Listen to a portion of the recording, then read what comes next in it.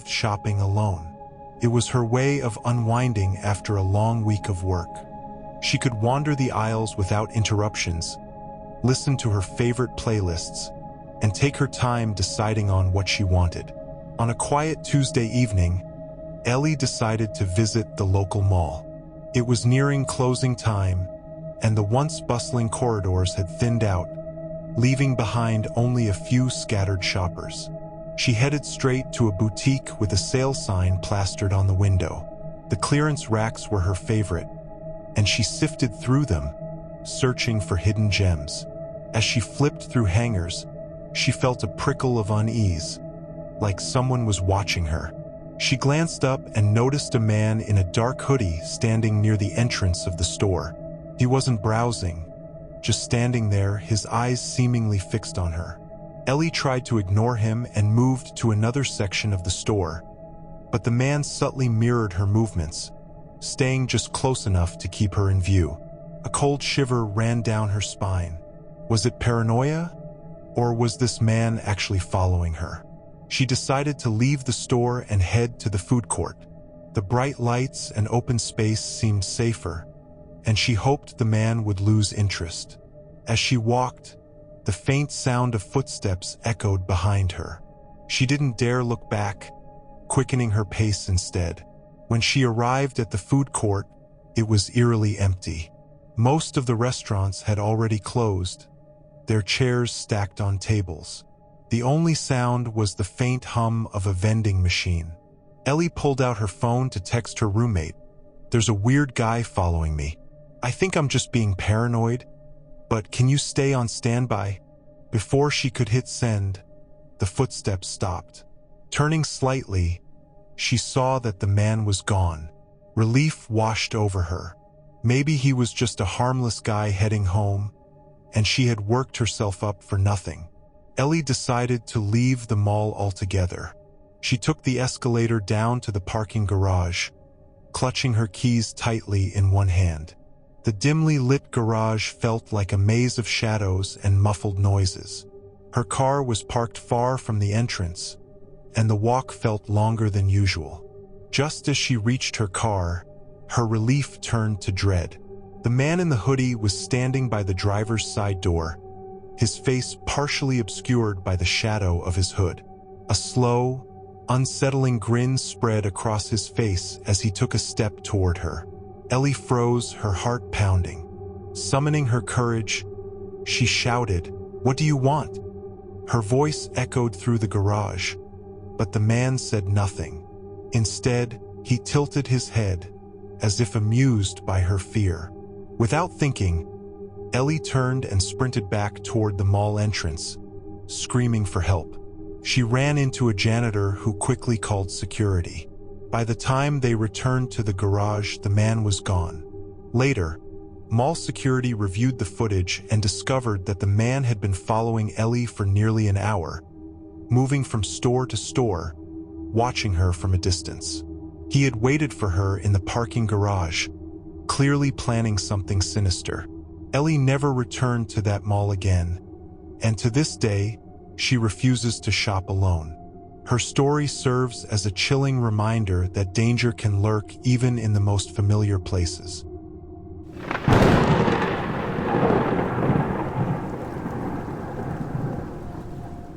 In the early 1980s, the Meadowbrook Mall was the pride of the town. Unlike most shopping centers, it boasted a massive indoor pool at its center, a glamorous attraction that drew families, tourists, and teenagers alike. Bright mosaic tiles lined the edges of the pool, and an enormous glass dome overhead bathed the area in natural light during the day. It was the perfect blend of luxury and leisure, but by the early 2000s, the pool had been drained and abandoned. A series of unexplained accidents and growing upkeep costs led management to shutter it permanently, leaving the space to gather dust and rumors. Jake, a 17-year-old high school senior, worked part-time as a janitor at the mall. He'd heard the local legends about the old pool, stories of ghostly children seen playing in the water, and whispers of eerie laughter echoing through the empty space late at night. But Jake wasn't superstitious, and he needed the job to save up for college.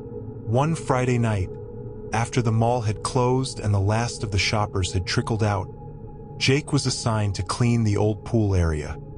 He hesitated when his supervisor handed him the keys, jokingly saying, "Try not to let the ghosts scare you." Jake laughed nervously but felt a knot form in his stomach. The hallway leading to the pool was dimly lit, the buzzing fluorescent lights casting long shadows that danced along the walls. As he approached the door, Jake noticed the pool closed sign hanging askew, its once bright letters faded and scratched. Taking a deep breath, he unlocked the heavy door and stepped inside. The air was cold and damp, carrying the faint smell of mildew and stagnant water.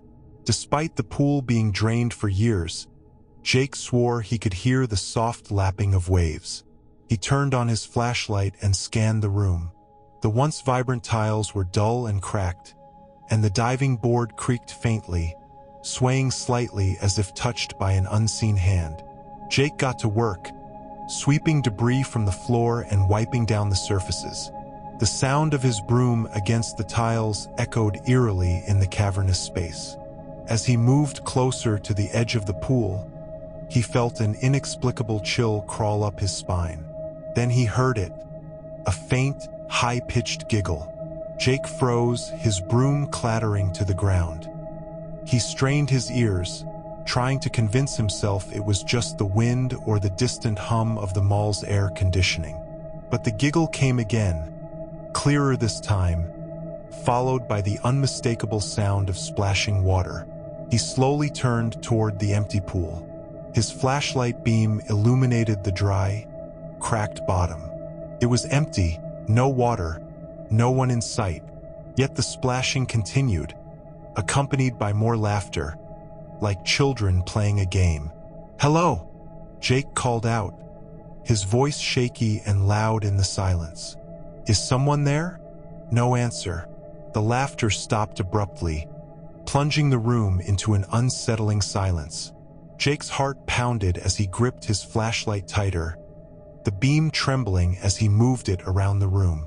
He decided he'd had enough.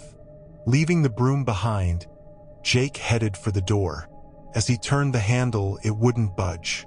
Panic set in as he pulled and pushed, but the door remained locked. Behind him, the sound of wet footsteps echoed across the tiles. Slowly, he turned around, his flashlight beam landing on a trail of water footprints leading up from the pool and toward the diving board. The footprints glistened under the beam, as though freshly made. Jake's breath hitched as he backed away from the advancing trail. Suddenly, the diving board let out a loud creak. He pointed his flashlight at it, and for a split second he saw a figure. A small child, dripping wet, standing at the edge of the diving board. The child's head was tilted, and their face was obscured by shadow, but Jake could feel their gaze boring into him. The figure jumped. Jake's flashlight flickered and went out as the sound of a massive splash filled the room.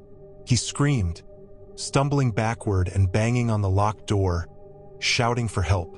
The splashing grew louder, as though dozens of people were suddenly thrashing in the water. Laughter echoed all around him, bouncing off the walls. Jake's flashlight flickered back on, revealing the pool, now inexplicably filled with dark, murky water. Shadowy figures swam just beneath the surface, their pale hands reaching up as if trying to break free. Suddenly, the door behind Jake burst open, and his supervisor stood there, looking annoyed. "What are you doing?" "I've been calling for you." Jake spun around, his heart racing. When he looked back at the pool, it was dry and empty again. No water, no figures, no footprints. Jake didn't wait to explain. He quit on the spot, leaving his broom and mop behind. The next day, he told his friends what had happened, but no one believed him. To this day, Jake avoids the Meadowbrook Mall entirely. Locals say the pool is still haunted. Security guards report hearing laughter at night, and on some mornings, They find wet footprints leading from the pool to the door. The room remains locked, and even though the mall has long since fallen into disrepair, the eerie giggles still echo through its halls.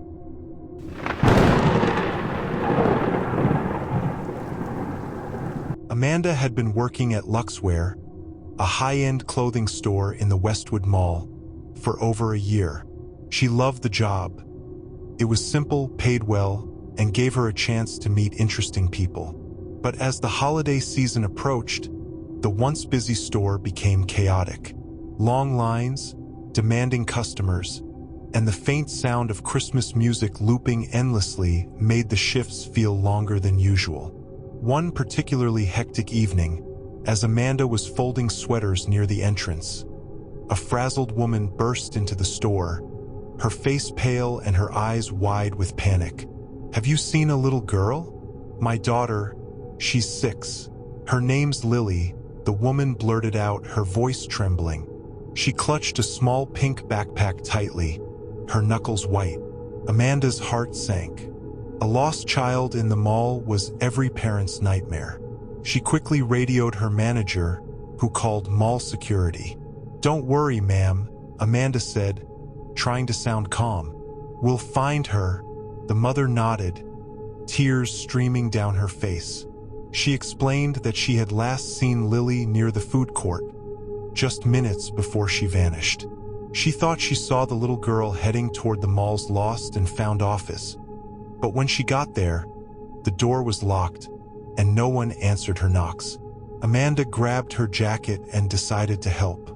The lost and found office was on the other side of the mall, down a dimly lit corridor that most shoppers avoided. It had been relocated years ago, and the old office was left abandoned, its door sealed shut. Amanda's sneakers squeaked softly against the polished floors as she made her way down the corridor. The air grew colder the closer she got, and the festive cheer of the bustling mall faded into an eerie silence. When she reached the old lost and found, she saw the door, a heavy, dark wood panel with a brass handle, scratched and worn with age. "Lily?" Amanda called out, her voice echoing faintly. She knocked, but there was no response.